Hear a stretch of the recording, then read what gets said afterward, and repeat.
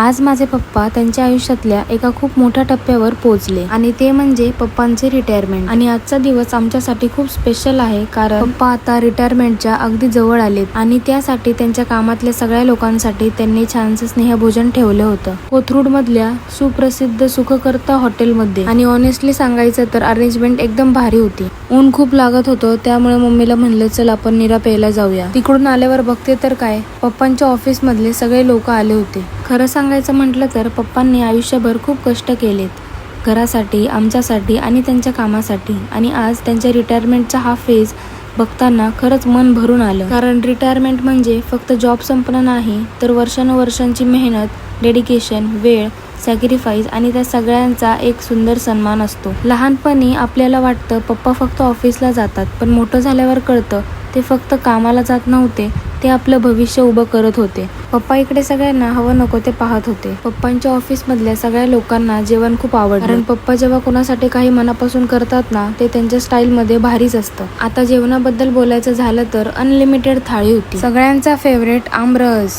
Mummy मस्तपैकी दही चाट खात बसली होती. सगळ्यांचे जेवण झाले होतं आणि आता घरचे सुद्धा आले होते.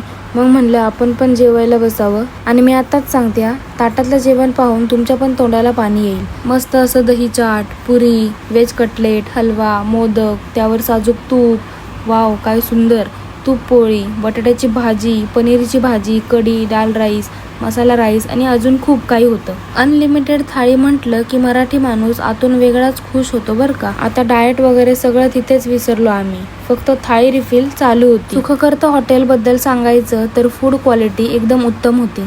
टेस्ट, सर्व्हिस, क्लीनलीनेस आणि ॲम्बियन्स सगळंच टॉप होतं. तिथला स्टाफ पण खूप नम्र आणि हेल्पफुल होता. इतक्या क्राऊडमध्येही त्यांनी खूप छान हँडल केलं सगळं. पप्पांच्या ऑफिसमधल्या सगळ्या लोकांना जेवण खूप आवडलं.